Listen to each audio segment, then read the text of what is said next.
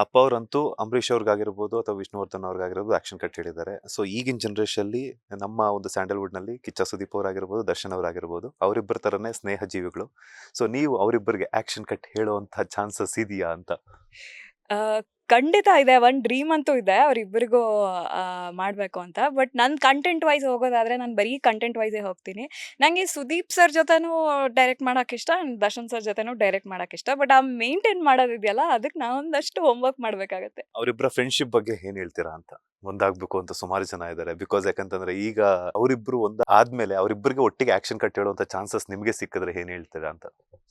ಆ ಥರ ಚಾನ್ಸ್ ಸಿಕ್ಕಿದ್ರೆ ತುಂಬಾ ಖುಷಿ ಆಗ್ಬಿಡತ್ತೆ. ಆ್ಯಂಡ್ ನನಗೆ ಅವರಿಬ್ರು ಒಂದಾದ್ರೇನೆ ತುಂಬಾನೇ ಖುಷಿ ಆಗತ್ತೆ. ನಾನು ಯೂಶುವಲಿ ನಾನು ನೋಡ್ತಾ ಇರ್ತೀನಿ ಅವ್ರದ್ದು ವೀಡಿಯೋಸ್ ಎಲ್ಲ ಕ್ರಿಕೆಟಲ್ಲಿ ಅವರು ಇಬ್ರು ಇದ್ದಿದ್ದ ರೀತಿ ಅದೆಲ್ಲ ತುಂಬಾ ಖುಷಿ ಆಗತ್ತೆ. ಅವರಿಬ್ರು ಸೇರ್ಲಿ ಅನ್ನೋದೇ ನನ್ನ ಆಸೆ ಕೂಡ. ಇನ್‌ಫ್ಯಾಕ್ಟ್ ಅವ್ರ ಫ್ಯಾನ್ಸ್ ಕೂಡ ಆಸೆ ಪಡೋದು ಅದನ್ನೇ ಅವರಿಬ್ರು ಜೊತೆ ಆಗ್ಬೇಕು ಅಂತ. ಆ ಥರದ್ ಒಂದು ಅವಕಾಶ ನನಗೆ ಸಿಕ್ಬಿಡ್ತು ಅಂದ್ರೆ ಅದಿನ್ನ ತುಂಬಾ ನಾನು ಅದೇ ಭೂಮಿ ಮೇಲೆ ನಿಲ್ಲಲ್ಲ ಅಂತ ಹೇಳ್ತೀವಲ್ಲ ಹಂಗಾಗತ್ತೆ ಅಷ್ಟೇ. ಅವರಿಬ್ರು ಆದಷ್ಟು ಬೇಗ ಒಂದಾಗಿ ಅವರಿಬ್ಬರಿಗೂನು ಆಕ್ಷನ್ ಕಟ್ ಹೇಳುವಂತದ್ದಾಗಿ ಇವಾಗ ನಾವ್ ಪ್ರೇ ಮಾಡೋದ್ ಕೂಡ ಅವ್ರಿಬ್ರು ಒಂದಾಗ್ಲಿ ಅನ್ನೋದೇ ಪ್ರೇ ಮಾಡ್ತಾ ಇರೋದು. ಅವ್ರಿಬ್ರು ಒಂದಾದ್ರೆ ನಿಜವಾಗ್ಲೂ ತುಂಬಾ ಚೆನ್ನಾಗಿರುತ್ತೆ. ನಾನು ನೋಡ್ತಾನೆ ಇರ್ತೀನಿ ಅವ್ರ ವಿಡಿಯೋಸ್. ಯೂಶುವಲಿ ಇವ್ರು ಒಂದಾಗ್ಬಿಟ್ರೆ ಸಾಕಲ್ಲ ಅಂತ ನಾನು ಇನ್‌ಫ್ಯಾಕ್ಟ್ ದೇವರಲ್ಲಿ ಬೇಡ್ಕೊಳ್ತಾನೆ ಇರ್ತೀನಿ ಇಬ್ರು ಒಂದಾಗ್ಲಿ ಅಂತ. ಸೊ ಅದೇ ಆದಷ್ಟು ಬೇಗ ಒಂದಾಗ್ಲಿ ಅನ್ನೋದೇ ನನ್ನ ಆಸೆ ಕೂಡ.